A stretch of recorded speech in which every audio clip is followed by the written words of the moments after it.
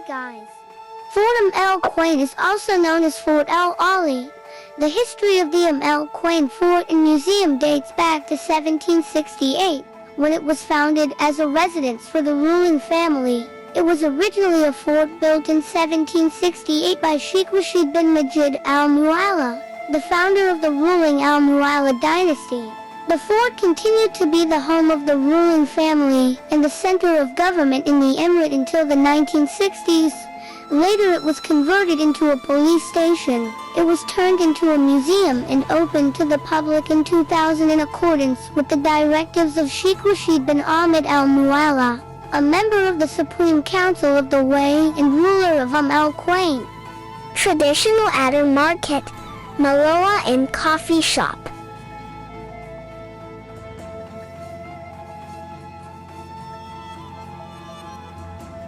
The museum also has a room with marine equipment.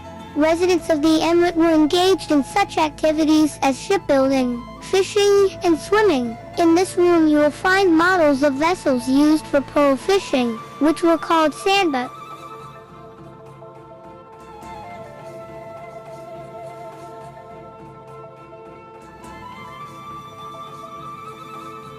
This section presents memorabilia representing the history of the royal family. Another exhibit in the National Museum of the UAC represents gifts presented to the ruler of al-Quwain on various occasions, such as swords, coins, jewels, and a musket. In this hall you will also find a gold-plated family tree of the rulers of the Emirates.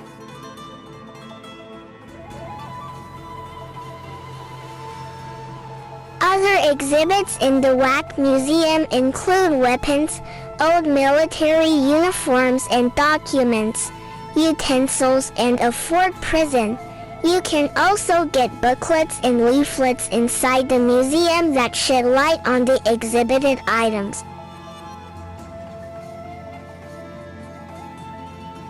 The WAC Museum is built inside the fort, which was once home to the ruling family of the Emirate. The museum is located in the Old Suq district of the Emirate, known as Medina al-Qadima, the Old Town.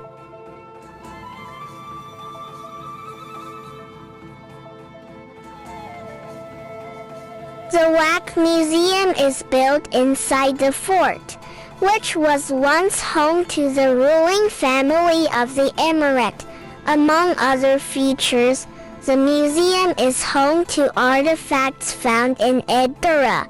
Ed-Dura is one of the largest archaeological sites in the Way and is among the most important lost cities in Arabia. In the WAC Museum you will also find exhibits showing the history of the war in the region, especially old guns. There's also a small documentary room where you can see old photos telling about the history of al-Quwain. The fort witnessed official and religious ceremonies and was associated with people's minds. Sheikh Rashid bin Ahmed al-Mu'alla restored and maintained it, and then transformed it into a national museum that includes the history and heritage of the Emirates.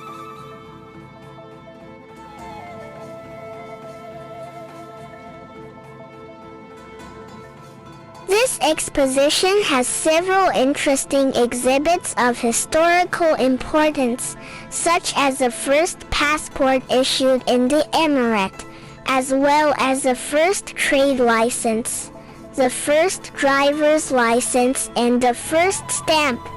There are also several handwritten copies of the Holy Quran dating back to the 17th century.